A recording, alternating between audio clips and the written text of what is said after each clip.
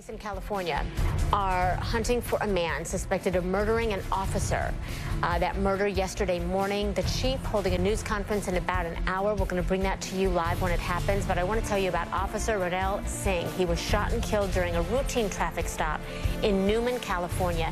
He was working an overtime shift over Christmas, and he leaves behind now a wife and a baby. It's believed that this man shot Officer Singh during that traffic stop. His next radio transmission was shots fired. She did find Officer Singh on the ground with gunshot injuries. It really hits home when it's one of our own. We know that the suspect took off from the scene. You recognize this man? Yeah. Is that him?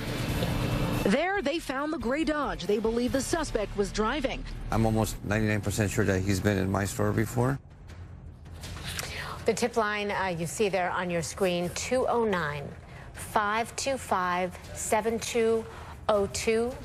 Police say the suspect, and if you have a moment, please just look at your screen here. He's heavy set, they say, Hispanic, male, short black hair, and he is considered armed and dangerous. Former prosecutor Bob Bianchi from the Law and Crime Network is with us now. So, Bob, when you heard about this, whatever they say, there is somebody out there who is armed and dangerous.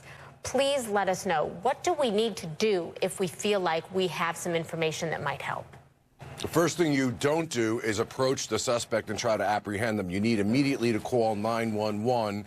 Make sure you're in a protected location. Try to get as much as identifying factors as you can.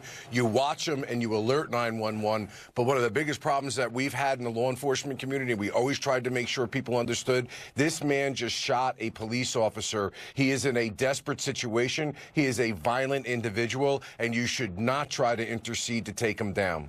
So let me ask you this, as we're looking at his picture, and we know that because of that, police obviously have a good amount of things to go on here. His picture being released. They've confiscated his truck, as we understand it. When you talk about desperation, how dangerous do you believe him to be?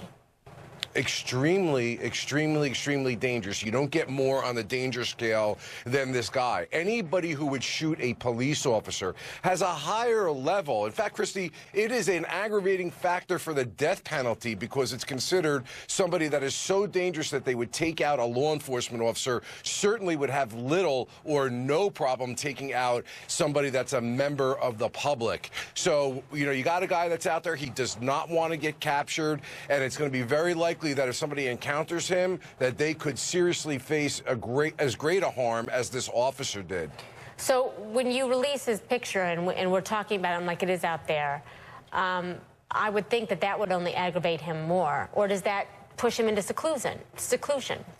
It typically pushes them into seclusion, but the bottom line is that there is a copious amount of data, more than I've ever had when I was investigating cases of this nature when I was a prosecutor. We probably have the vehicle. It's going to provide a copious amount of forensic evidence, DNA, potential fingerprints. Moreover, people have already identified this picture, and as you've indicated, if you know who he is, they just need to put a name to this particular person.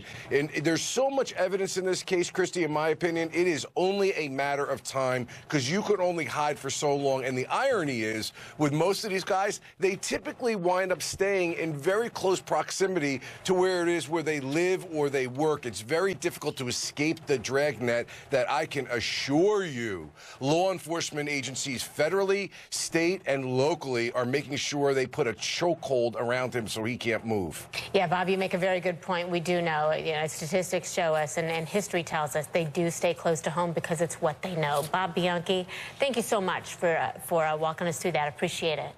You got it, Christy.